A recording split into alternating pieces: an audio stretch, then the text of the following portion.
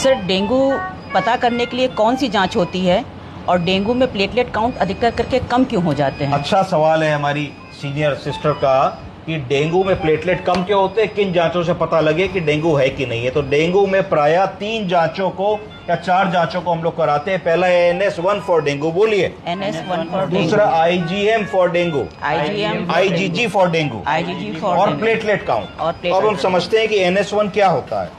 तो NS1 IgM IgG में main difference होता है कि ये डेंगू के इन्फेक्शन की स्टेज को बताती हैं और हर अलग अलग स्टेज में अलग अलग जांच पॉजिटिव आती है। सबसे पहले कौन सी जांच पॉजिटिव होती है? सबसे पहले NS1 पॉजिटिव होता है। तो NS1 क्या है? ये एक वायरल प्रोटीन है from the early stages of the infection. जैसे ही हमको डेंगू का इन्फेक्शन आएगा मच्छर के काटने से, अर्लीस्ट स्टेज में सबसे पहले NS1 ब्लड में अगर हम कराएंगे तो पॉजिटिव आ जाएगा। ये क्यों इंपॉर्टेंट होता है? क्योंकि ये बहुत ही अर्ली अपीयर हो जाता है और पहले दिन से लेकर 90 दिन तक बुखार आने के NS1 की जांच ब्लड में पॉजिटिव आती है। NS1 का टेस्ट क्यों बहुत जरूरी है? ये इसलिए जरूरी है क्योंकि अर्ली डायग्नोसिस के बारे में बताता है और ये जब एंटीबॉडीज बनना शुरू होती हैं ब्लड में डेंगू के अगेंस्ट, उससे पहले डिटेक्ट हो जाता है। इसका मतलब क्या हुआ कि IgM IgG की जांच तभी पॉजिटिव आएगी जब एंटीबॉडीज बन चुकी होंगी, पर NS1 उससे पहले पॉजिटिव आ जाएगी। अब IgM क्या होता है? ये पहली एंटीबॉडी होती है जो हमारे इम्यून सिस्टम के द्वारा बनाई जाती है जब वो डेंगू के वायरस से लड़ाई कर रहा होता है और फाइट कर रहा होता है। ये इन्फेक्शन या मच्छर काटने के बाद या बुखार आने के 3 से 5 दिन बाद, फीवर के ऑनसेट के बाद बनती है और कई बार 2 से 3 महीने तक पॉजिटिव रहती है।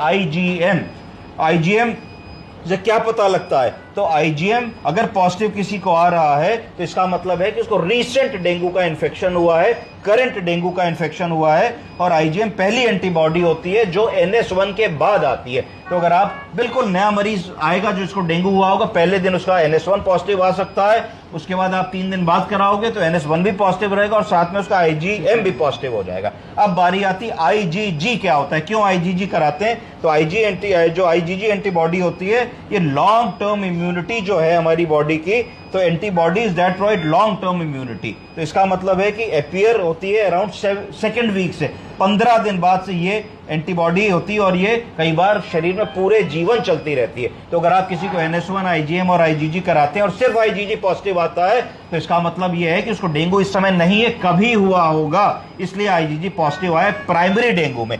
एक आइडेंटिटी होती है सेकेंडरी डेंगू। सेकेंडरी डेंगू का मतलब एक बार हो चुका है फिर से हुआ है, उस केस में कई बार ऐसा होता है कि IgG बढ़ जाती है और NS1 और IgM कई बार नहीं बढ़ता है। तो ये बात हो गई। अब बारी आई कि प्लेटलेट डेंगू में क्यों कम हो जाते हैं। तो प्लेटलेट डेंगू में इसलिए कम हो जाते हैं क्योंकि जो डेंगू फीवर का वायरस है वो इन्फेक्ट करता है बोन मैरो को, और जब बोन मैरो को इन्फेक्ट करता है तो प्लेटलेट के प्रोडक्शन को स्लो कर देता है। 3 चीजें होती है। पहला, रिड्यूस्ड प्रोडक्शन। रिड्यूस्ड प्रोडक्शन का मतलब है कि डेंगू वायरस बोन मैरो को इन्फेक्ट करता है जहां प्लेटलेट बनते हैं, और प्लेटलेट जब बनने की जगह को इन्फेक्ट करता है तो बोन मैरो सप्रेशन हो जाता है। बोन मैरो सप्रेशन होता है तो फ्यूअर प्लेटलेट्स बनते हैं। इसका मतलब है कि रोज 1 लाख प्लेटलेट मर रहे हैं, बन 60,000 रहे, 40,000 रहे, तो रोज 50-60,000 की डेफिशिएंसी है। तो 4-5-6 दिन बाद प्लेटलेट काउंट पहले 2 लाख होता है, फिर 1.5 लाख होता है, फिर 1 लाख होता है, फिर 80,000 रह जाता है, किसी किसी 20-25-30,000 रह जाता है। तो एक कारण ये हो गया। दूसरा कारण इंक्रीज्ड डिस्ट्रक्शन। इसका क्या मतलब है कि जब पर्सन को डेंगू का इन्फेक्शन आया तो पर्सन का इम्यून सिस्टम एक्टिव हुआ। क्यों एक्टिव हुआ? कि डेंगू के वायरस को मार गिराना है, शरीर से बाहर निकालना है। तो जब शरीर की इम्यूनिटी ने डेंगू के वायरस को मारने का काम शुरू किया तो मिस्टेकनली कई केसेस में गलती से क्या करता है कि वो अटैक कर देता है हेल्दी प्लेटलेट के ऊपर। हमारा ही शरीर डेंगू के वायरस के अलावा हेल्दी प्लेटलेट के ऊपर अटैक कर देता है, जिससे क्या होता है कि डेंगू के साथ साथ हेल्दी प्लेटलेट में भी डिस्ट्रक्शन शुरू हो जाता है और उस डिस्ट्रक्शन से हमारी इम्यूनिटी खुद ही प्लेटलेट को कम करने लगती है। Increase consumption. कई बार क्या होता है जो डेंगू के सीवियर केसेस होते हैं जिसमें कैपिलरी लीक होने लगती है, जिसमें द्रव्य शरीर का रक्त कोशिकाओं से और सेल से बाहर आने लगता है। उस स्थिति में क्या होता है कि लीकेज को रोकने के लिए जो प्लेटलेट है वो रिपेयर करने में लग जाते हैं, यानी कि शरीर की जो कैपिलरी लीकेज की प्रक्रिया शुरू हो गई है उस कैपिलरी लीकेज की प्रक्रिया को रोकने में बहुत सारा प्लेटलेट इस्तेमाल हो जाता है। तो इसका मतलब क्या हुआ कि जो कंजम्पशन है उस प्लेटलेट का वो कैपिलरी लीकेज में भी इस्तेमाल हो गया। तो तीनों तरीके से चोट लगी कि प्लेटलेट कम बने, कंजम्पशन हमारा बढ़ गया और इंक्रीज्ड डिस्ट्रक्शन हो गया, तो तीनों चीजें डेंगू में मिला करके थ्रोम्बोसाइटोपिनिया होता है, जिसका मतलब प्लेटलेट काउंट बहुत कम हो जाता है। आजकल प्रायः 25-30 हजार तक अगर प्लेटलेट काउंट है तो नहीं चढ़ाते हैं, वॉच करते हैं कहीं से कोई ब्लीडिंग वगैरह तो नहीं हो रही है। अगर उससे कम होता है तो हमारे पास दो ऑप्शन होते हैं कि एसडीपी सिंगल डोनर प्लेटलेट चढ़ावे या आरडीपी रैंडम डोनर प्लेटलेट चढ़ावे। फर्क क्या होता है? आरडीपी में एक डोनर से एक आरडीपी मिलता है।